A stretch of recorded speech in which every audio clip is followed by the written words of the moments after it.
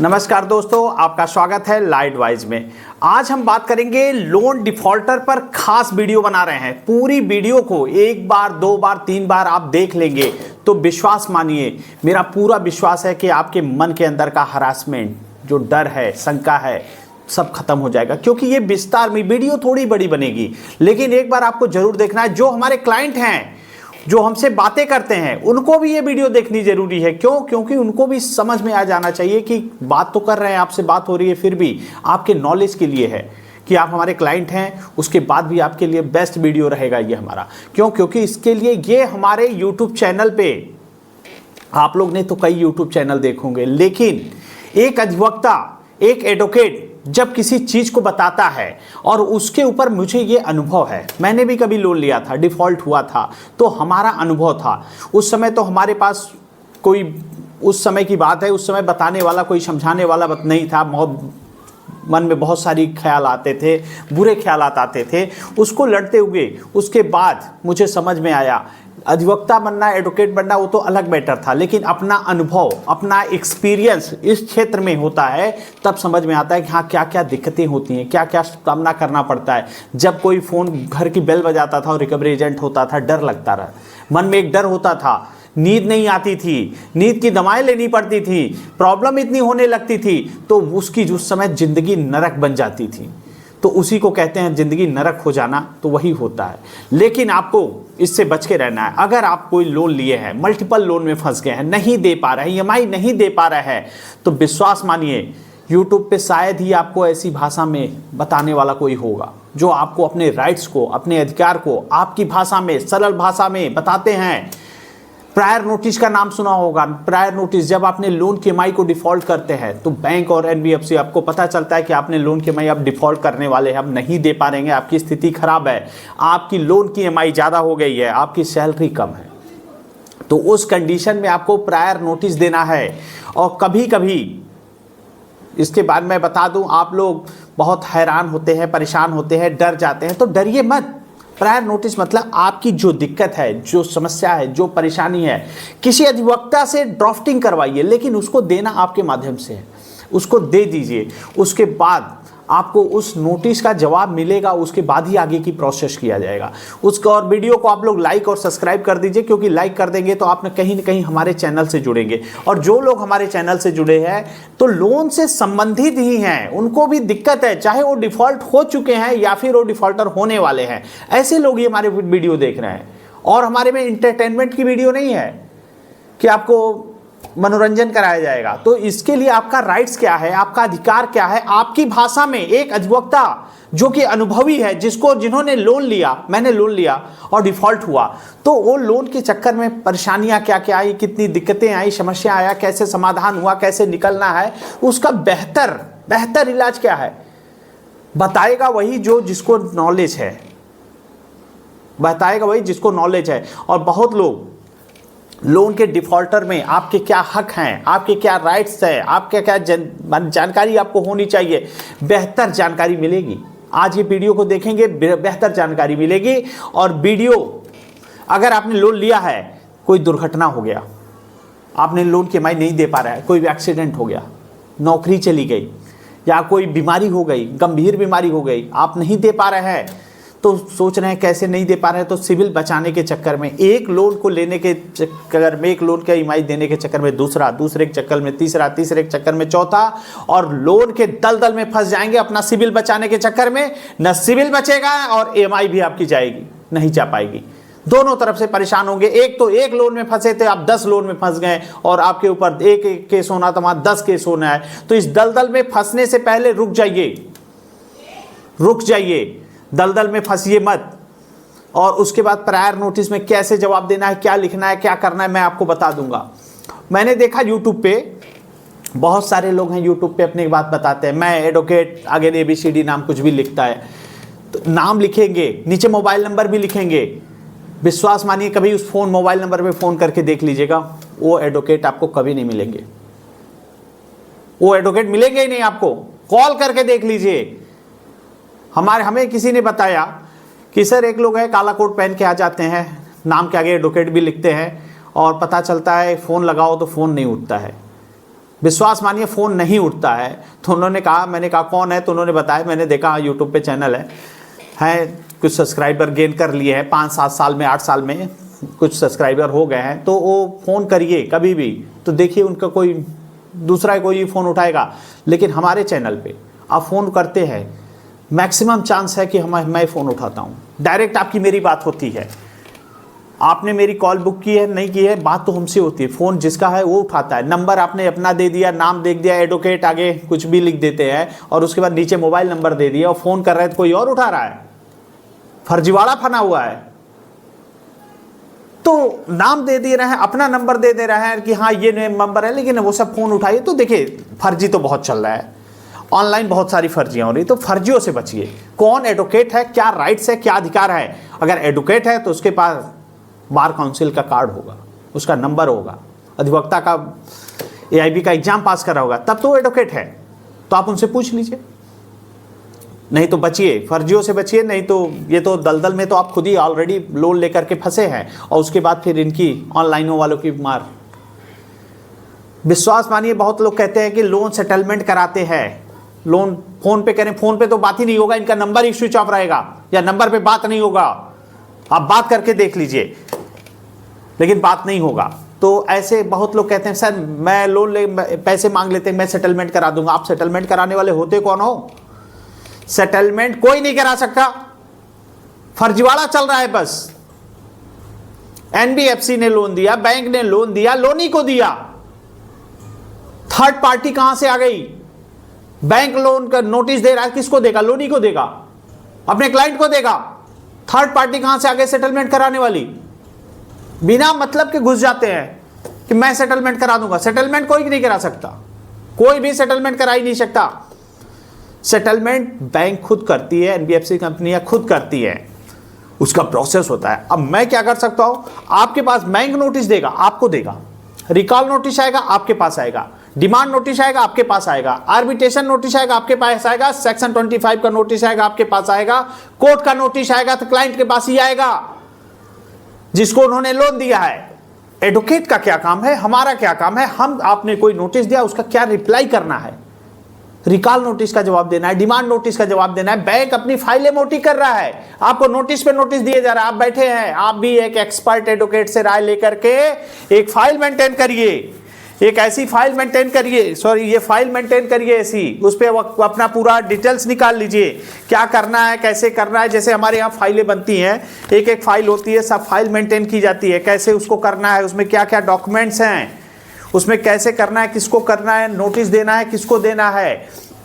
एक अधिवक्ता आपके राइट्स को बता सकता है, आपको नोटिस ड्राफ्ट कर सकता है, लीगल नोटिस का जवाब दे सकता है, रिकॉल, डिमांड, आर्बिट्रेशन का ऑब्जेक्शन लेटर का देगा। तो ये देगा, बैंक आपको देती है, आपके माध्यम से उनको नोटिस जाना चाहिए। और होता है क्या, बैंक दिया लोनी को, तीसरा कोई सेटलमेंट का ऑप्शन नहीं होता है। सेटलमेंट होता कब है? जब आपका अकाउंट NPA हो जाता है। NPA जब आपकी कोई स्थिति है, आप जेन्युइन डिफॉल्टर है, नहीं पे कर पा रहे हैं, अकाउंट आपका दिक्कत आ रही है कि आप EMI नहीं दे पा रहे हैं, उसके बाद NPA जाता है, नॉन परफॉर्मिंग एसेट। 3 महीने के बाद NPA में जाएगा। NPA के पहले नहीं सेटलमेंट हो सकता, NPA के बाद ही कोई बात होती है। तो वो प्रक्रिया लंबी होती है, उस पर तो बहुत सारी वीडियो बना रखे हैं, डिस्कस होगा। तो आपको बता दें, एक लीगल एक्सपर्ट से आपको सलाह लेनी है। लीगल एक्सपर्ट जैसे आप हमसे ही सलाह लेते हैं या फिर तो कोई भी होता है, तो बैंक आपको क्या दिक्कत है, तो बैंक का नाम, लोन का अकाउंट नंबर, लोन का EMI, लोन का अमाउंट, कितनी EMI आपने दे दिया है, कितनी EMI देना बाकी है, लोन सिक्योर है कि अनसिक्योर्ड है, क्या प्रोसेस है, नोटिस कैसे देना है, अभी किन परिस्थितियां चल रही हैं, आपको परिस्थितियां में क्या दिक्कत है, अभी नौकरी है कि नहीं है, जो भी है डिटेल में थोड़ी बहुत बातें आप हमें प्रोवाइड कराएंगे व्हाट्सएप पे। उसके बाद मैं आपको एक उचित सलाह, देखिए उचित सलाह वही देगा जो एक्सपर्ट होगा, जिसको अनुभव होगा। बहुत लोग होते हैं अनुभव नहीं होता है, एडवोकेट की डिग्री है ठीक है, अनुभव नहीं है, तो अनुभव होना जरूरी है। जैसे होता है आप तैरने के लिए गए, आपने तो स्विमिंग पूल में बता दिए, गाइड कर दिया गया कि हाँ ऐसे ऐसे गए, ऐसे होगा, ये हाथ पैर में, क्या तैरना आ जाएगा आपको? तैरने के लिए अनुभव चाहिए, पानी में कूदना पड़ेगा, समझना पड़ेगा, सीखना पड़ेगा, तब बता पाएंगे। और कोई भी ऐसे ही बिना अनुभव के कोई बातें बता रहा है, ज्ञान दे रहा है, तो उससे तो थोड़ा सा बच के ही रहिए कि कहीं वो आपको गलत ज्ञान न दे दे, गलत ज्ञान न दे दे। लीगल नोटिस में उचित सलाह, फर्जियों से सावधान, क्योंकि मैं बार बार कहता हूँ फर्जियों से सावधान रहिए, क्योंकि आप लोन के दलदल में ऑलरेडी फंस चुके हैं। आपके पास तो वैसे भी प्रॉब्लम चल रही है और इनके ऑनलाइन एडवोकेट बने हुए हैं, एडवाइस दे रहे हैं, और इनके अमाउंट देख लेंगे, बस कमाने का एक जरिया बना लिए हैं, कमाने का इतना जरिया बना लिए हैं। एक एक नोटिस के पता नहीं 5,000, 3,000, 8,000, 10,000 ऐसे ऐसे रेट मांग रहे हैं। तो थोड़ा सा आप तो खुद ही लोन के दलदल में फंसे, आप लोग की सपोर्ट करने के लिए मैं आया हूँ, ताकि आपको आपके राइट्स पता चल जाए, आपको अधिकार पता चल जाए, कम फीस में, कम पैसे में, ताकि आपको देखिए, आप मेरे पास इतने सारे क्लाइंट हैं, इतने लोग हैं, तो मैं चाहता हूं सबको, कितना कम समय में सबको तो हो नहीं सकता, लेकिन कम समय में अधिक से अधिक आपको कितना दे पाऊं, बहुत ज़्यादा मैं चाहता हूं। मेरे पास कॉल करते हैं तो ज़्यादातर फ़ोन मेरे पास आता है, मैं उठाता हूं, लेकिन यहाँ कहीं और उठा के देख लीजिए, नंबर दिया रहेगा लेकिन फ़ोन पिक करने वाला कोई और होगा। सब बिजनेस चल रहा है, पीछे स्कैम चल रहा है ये। तो चलिए वो सब तो बात की बात है। देखिए ऑनलाइन बहुत सारे स्कैम चल रहे हैं, बहुत सारी चीज़ें होती है, विश्वास कर पाना सब पे मुश्किल है। बहुत लोग होते हैं, बहुत का चेहरा कुछ और है, पीछे बैक में कुछ और चल रहा है, तो उससे वो अलग मैटर हो गया, वो तो मैटर ही अलग है। तो दलदल में फंसे व्यक्ति अपनी परिस्थितियों के बारे में बताएं, क्या करना है, कैसे करना है। डिफ़ॉल्ट होने वाले हैं या डिफ़ॉल्ट हो चुके हैं, आपको समय चाहिए, रिस्ट्रक्चर चाहिए, मोरेटोरियम चाहिए, तो उस कंडीशन में आपको प्रायर नोटिस देना होगा। और प्रायर नोटिस में देखिए, मैं बार बार कह रहा हूं एक्सपर्ट से, इसलिए क्यों, आपने लोन लिया, आपने बता दिया कि नहीं मैंने शेयर मार्केट में पैसा लगा दिया, मैं ऑनलाइन गेमिंग में कर लिया, मैं कुछ भी बहुत सारी ऑनलाइन गेमिंग चल रही है उसमें पैसे को लॉस कर दिया, तो ये आप तो अपने पैर पे कुल्हाड़ी मार रहे हैं, आप अपने पैर पे कुल्हाड़ी मार रहे हैं। बैंक ने आपने अपना प्रमाण दे दिया कि मैंने जुआ खेला और हार गया, ऑनलाइन गेमिंग खेला हार गया। तो ऐसी ऐसी चीजें अपना प्रमाण अपने से नहीं, एक एक्सपर्ट एडवोकेट से राय लीजिए कि इसमें क्या जवाब देना है, प्रायर नोटिस में क्या देना है। आपको कोई दिक्कत है, समस्या है, परेशानी है, उस पर बात करनी है। आप बता रहे हैं कि नहीं मैं ऑनलाइन गेमिंग में पैसे हार गया, ये तो गलत है, ऐसा नहीं है। आपने लोन दिया गया, आप तो अपना प्रमाण अपने से ही दे रहे हो कि मैंने गलत किया है। तो ऐसा कोई काम मत करिए जिससे आपको बाद में उसका परेशानियों का सामना करना पड़े। तो ये प्रायर नोटिस जो आती है, प्रायर नोटिस जो आ रही है, ये किसी एडवोकेट के माध्यम से देने की जरूरत नहीं है कि इसमें एडवोकेट के नाम देना जरूरी है। आप अपने सिग्नेचर करिए। प्रायर नोटिस जैसे कोई भी हो गया, मैं मान लेता हूं, मैं बता दे रहा हूं आपको नोटिस भेजना कैसे है। जैसे ये है नोटिस है आपकी, ये प्रायर नोटिस आ गई, ये नोटिस पे आपको ऐसे लिख करके यहाँ पे सिग्नेचर करना है। सिग्नेचर करने के बाद आपको स्पीड पोस्ट करना है या रजिस्टर्ड पोस्ट से भेजना है। तो रजिस्टर्ड पोस्ट से भेजेंगे या स्पीड पोस्ट करेंगे तो आप ऐसे लिफाफा होगा तो वहाँ पे लिखेंगे रजिस्टर्ड पोस्ट, उसके बाद सेवा में या टू, उस पर आप उनका नाम, बैंक का नाम और एड्रेस जहाँ से आपने लोन लिया है, रीजनल ऑफिस में, हेड ऑफिस में, यहाँ नाम और यहाँ पे आपका अपना एड्रेस होगा और एड्रेस के साथ मोबाइल नंबर डालिएगा। उसके बाद अगर आपने ऑनलाइन स्पीड पोस्ट कर दिया, स्पीड पोस्ट करने के बाद आपको क्या करना है, ऑनलाइन ट्रैकिंग होती है। जैसे इंडिया स्पीड पोस्ट के लिए स्पीड पोस्ट आप लिखते हैं गूगल पे, उसके बाद एक ट्रैकिंग आईडी पूछता है, या फिर आप नहीं कर पा रहे हैं तो आप हमसे भी संपर्क कर सकते हैं या फिर किसी से भी करेंगे, वो आपको ट्रैकिंग आईडी करके निकाल देगा कि ये आइटम आज कहां पहुंचा है, डिलीवर्ड हुआ कि नहीं हुआ, क्या हुआ, कैसे करना है। अगर डिलीवर्ड हो गया तो उसकी समरी पूरी निकाल करके प्रिंट आउट करके अपने फाइल को आप मेंटेन रखिए। पेपर वर्क करना जरूरी है। प्रायर नोटिस दीजिए, प्रायर नोटिस देने के बाद सिग्नेचर करिए। एक कॉपी आप अपने पास जरूर रखिए, एक कॉपी आप अपने पास जरूर रखिए। रिकॉल नोटिस आती है, डिमांड नोटिस आती है, आर्बिट्रेशन नोटिस आती है, किसी प्रकार की नोटिस आती है, जो भी नोटिस आती है आप उस नोटिस का अपने पास रखिए और उस नोटिस का जवाब जरूर आपको देना है। तो नोटिस का आपको जवाब देना है। रीजनल ऑफिस में, हेड ऑफिस में, या फिर उनका एड्रेस ऑनलाइन आप निकाल सकते हैं, ईमेल आईडी पे भेज सकते हैं। तो लिफाफा को आप जब पैक करके आप देते हैं, स्पीड पोस्ट चला जाता है, रजिस्टर्ड डाक से चला जाता है, नाम पता आपने लिख दिया, उसके बाद वहाँ डिलीवर्ड हो गया, तो उसकी समरी अगर निकाल लीजिए। अगर डिलीवर्ड नहीं हुआ, लिफाफा लौट के आपके घर पे वापस आ गया और लेने से इनकार कर दिए या फिर कुछ भी बात है, तो उसको आप सबूत के तौर पे रखे रहिए। वो आपका पूरा प्रमाण है, खोलने की जरूरत नहीं है, उसको रख लीजिए, एकदम इस हिसाब से रख लीजिए। वो तो आपका एक सबूत है, एक प्रमाण है कि मैंने आपको प्रायर नोटिस दिया, उसके बाद भी आपने उसे एक्सेप्ट नहीं किया। वैसा होता तो नहीं है, लेकिन कहीं कहीं ऐसा होता है। आर्बिट्रेशन वगैरह की प्रक्रिया में कई हमारे क्लाइंट हैं, आर्बिट्रेटर को नोटिस भेजा गया, पता चला यहाँ पे ऐसा कोई ऑफिस ही नहीं है, बिना ऑफिस के ही आर्बिट्रेशन प्रक्रिया कर रहे हैं। तो ऐसे ऐसे कुछ चल रहे हैं। तो फ्रॉड तो हर जगह है, बचना है। मैं बार बार आपको अपना अलर्ट रहिए, अपनी समझदारी से काम करना है। तो पोस्ट ऑफिस की जो रसीद आएगी, उस रसीद को सेफ रखिए, आपको सुरक्षित रखना है, क्योंकि ट्रैकिंग आईडी उस पर लिखी होगी, वो आपका प्रमाण है। आपको कहीं पे भी, क्योंकि बैंक क्या कर रही है, आपका अपना फाइल मेंटेन कर रही है, अपनी फाइल मोटी कर रही है, तो आप भी अपने पेपर वर्क मेंटेन रखिए। सबूत मेंटेन होने चाहिए, पेपर वर्क मेंटेन हो चाहिए, डिलीवरी रिपोर्ट होनी चाहिए, और ट्रैकिंग आईडी से पूरी ट्रैक करके निकाल के रख लीजिए। और कैसे निकालना है, क्या करना है, आपको नहीं समझ में आ गया तो मैं बता दूंगा, नहीं तो आप किसी से भी निकलवाएंगे, ऑनलाइन निकल जाता है। कोई भी साइबर कैफे वगैरह में जाएंगे तो निकाल देंगे। और डिलीवरी रिपोर्ट की पूरी तरह से निकाल करके एक सबूत के तौर पे आप उसको यूज कर सकते हैं। और एजेंट आपको परेशान कर रहे हैं तो आप साफ शब्दों में कह दीजिए, मैंने आपके कंपनी को, आपके ब्रांच मैनेजर को ऑलरेडी प्रायर नोटिस भेज चुका है, उस नोटिस का जवाब आएगा, उसके बाद ही मैं कोई बात करूंगा, नहीं तो मैं आपसे कोई बात नहीं कर सकता। मैंने ऑलरेडी आपको इन्फॉर्म कर रखा है, आपकी कंपनी को इन्फॉर्म कर रखा है। तो एजेंट क्या परेशान करेंगे? एजेंट परेशान करने का तरीका होता है, वो उसको परेशान करते हैं जो परेशान होता है, नहीं तो उनकी औकात है आपको परेशान कर दें। ये वही रिकवरी एजेंट हैं जिनको शायद उस बैंक वाले जिसमें वो काम कर रहे हैं उसमें वो उस कंपनी उन्हें लोन तक न दे, न उनके पास आईडी कार्ड है, न डीआरए का लाइसेंस है, न विजिट लेटर है, ऐसे ही आ जाते हैं फर्जी और रिकवरी करने लगते हैं। तो उनकी क्या औकात है कि आपको ऐसे हड़का सके? आपकी तो लिमिट थी कि आपको बैंक ने लोन दिया, उनकी तो उतनी भी लिमिट नहीं है कि जिस कंपनी में वो काम कर रहे हैं वही कंपनी उनको लोन भी दे सके। और बात ऐसे इसी करते हैं, जब लोन नहीं दे सकते थे, लोन लिया क्यों? मैं नहीं जाऊं जब तक आपने लोन नहीं देंगे तब तक मैं बैठा रहूंगा, नहीं जाऊंगा। तुम्हारे बाप का घर है, बैठा रहेगा? निकल बाहर। कैसे बैठे रहोगे? क्या राइट्स है तुम्हारा? तुम मेरे घर के अंदर आ नहीं सकते। तुम्हारा काम क्या है? होटल में आते हैं, डिनर करते हैं, बेटर आता है बिल देने के लिए, बिल देता है चला जाता है ना, वही काम है। आपने आइए, इन्फॉर्म करिए और जाइए।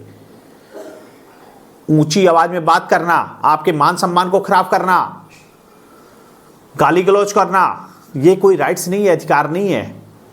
और एक बात मान लीजिए, बहुत लोग होते हैं, हमारे क्लाइंट हैं कि सर मैं तो जॉब में हूँ, फोर्स में हूँ, बाहर रहता हूँ, दिक्कत है, समस्या है, परेशानी है, हमारे घर पे हमारी पत्नी रहती है। तो पत्नी रहती है, आपकी पत्नी ने लोन लिया है, आपकी पत्नी से आपके लोन से क्या मतलब है? वो साफ शब्दों में कही, क्या मैं इस लोन में गारंटर हूँ? नहीं। तो जब नहीं हो तो इस लोन से मुझे क्या मतलब है? आप जिसका है उससे बात करिए, मुझसे क्यों बात कर रहे हैं? और उसके बाद भी ऊंची आवाज़ में बात करे, बदतमीजी करे, अगल बगल बात करे, तो उनको उनकी भाषा में ही जवाब दिया जाता है। मैं एक वीडियो आप लोगों को बना के दूंगा, ये रिकवरी एजेंट की ट्रेनिंग में क्या होता है, कैसे कैसे इनको ट्रेनिंग दी जाती है, कैसे कैसे हरासमेंट किया जाता है, उस पर बताऊंगा कि इनका क्या काम होता है, कैसे कैसे किया जाता है। तो उसकी डिटेल वीडियो आपको बना दूंगा। और आज मैं लाइव अभी शाम को आऊँगा, जो हमारे मेंबर हैं वही लोग से मैं जुड़ूंगा। वो लोग कुछ उनकी क्वारी होती, कुछ प्रॉब्लम होती है, समस्या होती है, लाइव वीडियो में उनको बताऊंगा। जो हमारे मेंबर के लिए होगा ओनली, जो हमारा ज्वाइन बटन को एक्टिवेट किया होगा उसी को वीडियो मिल पाएगी। सेक्शन 25 के संदर्भ में होगा। जो हमारे वीडियो होती है, देखिए ये हमारी यूट्यूब की वीडियो होती है, जो हमारे क्लाइंटों और हमारे मेंबर की वीडियो होती है, उसमें कुछ खास होता है कि आपके राइट्स, आपके अधिकार, देखिए मैं तो बता ही रहा हूँ। उसके बाद भी इसमें भी हमारे बहुत सारे सब्सक्राइबर हैं, उसमें कुछ रिकवरी एजेंट भी हैं सब्सक्राइब किए हैं, जो कि हमारे अच्छे सब्सक्राइबर होते हैं, तो वो लोग को भी मानते हैं। तो कुछ चीज़ें होती है, मैं उसको सेपरेट के लिए मेंबर को ही अपना डिलीवर करूंगा। तो आज मैं उनको, एक हमारी वीडियो आएगी मेंबर पे, जो हमारे मेंबर हैं, तो आप हमारे बटन, ज्वाइन बटन को से आप हमारे चैनल को ज्वाइन कर सकते हैं। उसके बाद आपको वो वीडियो मिल जाएगी जो आज शाम को आने वाली है। और कोई दिक्कत हो, समस्या हो, परेशानी हो, हर सैटरडे को मैं एक वीडियो ज़रूर दूंगा अपने ज्वाइन बटन वाले मेंबरशिप को, क्योंकि उनको उनके राइट्स, उनको क्या प्रॉब्लम है, समस्या है, क्या जानकारी है, और जो जो उस वीडियो पे कमेंट्स आएंगे उस कमेंट्स का उनको जवाब भी मिलेगा। और उनको मेरा नंबर भी मिलेगा, मेरा पर्सनल नंबर मिलेगा, और उससे बातें भी होंगी, उसमें क्या क्या प्रोसेस है वो सब भी किया जाएगा। तो ठीक है, तो जैसे हुआ रिकवरी एजेंट आपकी पत्नी को परेशान कर रहा है घर पर, तो एक बात जान ली, आरबीआई की गाइडलाइन है, आप मेरे घर में आते तो मेरी पत्नी को भी मेरे लोन के बारे में नहीं बता सकते, ये नियम होता है, लेकिन वो उसका फ़ायदा उठाते हैं। तो आप उनसे कह दीजिए मैंने आपको प्रायर नोटिस दे दिया हूँ, उसका जब जवाब आएगा तब मैं बात करूँगा, नहीं तो कोई बात नहीं करूँगा। और आर्बिट्रेशन में एक हमारे क्लाइंट थे, उनके पास आर्बिट्रेशन का नोटिस आया 7 तारीख को आया था, और उनकी आर्बिट्रेशन की प्रक्रिया ही थी 6 तारीख को। एक दिन बाद नोटिस मिला उनको, और उसमें लिखा हुआ था इतने दिन में 7 दिन का समय देते हैं। 7 दिन का जब से नोटिस चला था 7 दिन का समय, तो 7 दिन तो रास्ते में ही बीत गया। तो ऐसे ऐसे तो उन्होंने क्या किया, मैंने कहा उसको कुछ मत करिए, आप उसकी ट्रैकिंग आईडी निकाल लीजिए, गूगल पे जा कर के स्पीड पोस्ट लिखिए, उस पर स्पीड पोस्ट पे इंडियन पोस्ट लिखेंगे तो उसकी ट्रैकिंग आईडी आ जाएगी, पूरा डिटेल निकल जाएगा। फिर उनको उसी का आर्बिट्रेशन के नोटिस का जवाब बना करके आप उनको दे दीजिएगा, आपके आर्बिट्रेशन की प्रक्रिया को समाप्त कर लेंगे। क्यों? क्योंकि आर्बिट्रेशन की प्रक्रिया में आप आपत्ति नहीं देते हैं, इसका मतलब आपकी सहमति है। अगर आप आपत्ति देते हैं माने आपकी सहमति नहीं है, तो उस कंडीशन में आप कोई नोटिस भेजते हैं तो आर्बिट्रेटर को भी दिक्कत है कि इन्होंने तो नोटिस का जवाब दे दिया, तो इसका आर्बिट्रेशन अगर पास भी करते हैं तो एग्जीक्यूट कराने में वो सामने अपने प्रमाण को रख देगा, क्योंकि आपने रिकॉल नोटिस का जवाब दिया, डिमांड नोटिस का जवाब दिया, आर्बिट्रेशन का ऑब्जेक्शन लेटर दे दिया, आर्बिट्रेशन पे आपने आपत्ति दे दिया, और आर्बिट्रेशन के ऑब्जेक्शन लेटर देने के बाद उसमें एक सुप्रीम कोर्ट का हवाला भी दीजिए, सुप्रीम कोर्ट की कॉपी को भी अटैच करके दे दीजिए। और सुप्रीम कोर्ट की कॉपी है हमारे पास, ये केस के बारे में मैं बता दे रहा हूँ, ये है हाई कोर्ट सुप्रीम कोर्ट का आदेश है, ये देखिए इसमें है कोटक महिंद्रा बैंक, ये लिखा हुआ ना कोटक महिंद्रा बैंक वर्सेस नरेंद्र कुमार प्रजापति का ये केस है। इस केस में आर्बिट्रेशन की प्रक्रिया को खारिज किया गया था, तो आर्बिट्रेशन की प्रक्रिया को खारिज किया गया था, उसका पूरा ऑर्डर है, इस ऑर्डर की कॉपी को भी आप अटैच करके उसमें दे सकते हैं। ये तो प्रमाण ब्रह्मास्त्र है आपके लिए, आदेश की कॉपी है। इस आदेश की कॉपी को आपको जरूरत होगी तो मैं आपको प्रोवाइड करा दूंगा, जो हमारे क्लाइंट है उनको तो पास होगी। अगर कोई एग्जीक्यूट करने की बात आती है, कोर्ट में आता है, मैटर आता है, तो आप इस कोर्ट का में अपने कोर्ट में हवाला देते हुए आप इसको खारिज करा सकते हैं। तो जो भी प्रोसेस है, जो अधिकार है, जो राइट्स हैं, उसको जानिए, और कहीं डरने की ज़रूरत नहीं है। क्यों? क्योंकि आप देखिए, आप इंडिया में हैं, यहाँ संविधान सर्वोपरि है, स्वतंत्र देश के स्वतंत्र नागरिक हैं। आपके मान सम्मान को खराब करना किसी का राइट्स नहीं है, किसी का अधिकार नहीं है, कोई आपके मान सम्मान को खराब नहीं कर सकता है।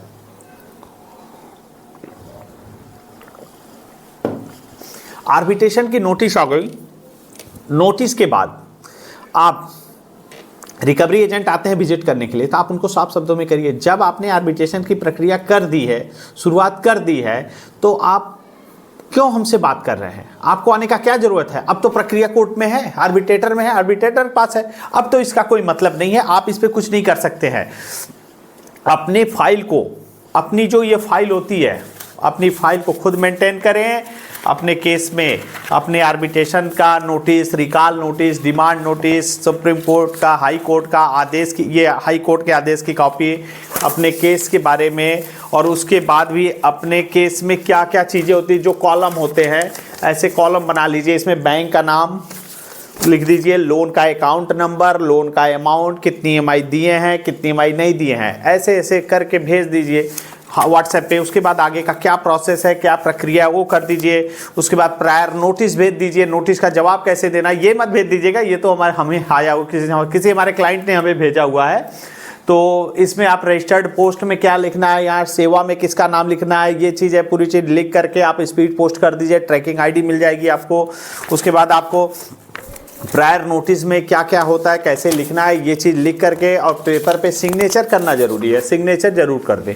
तो ये सब चीज़ें होती हैं, ये आपको अपने फाइल को आपको खुद मेंटेन करना है और स्पीड पोस्ट करना है, और आपकी जानकारी होनी चाहिए, ताकि फ्यूचर में कभी कोई दिक्कत, समस्या, परेशानी आए तो आप अपने अधिकार को जाने, अपने राइट्स को जाने और आप वहाँ से बाहर निकल सके।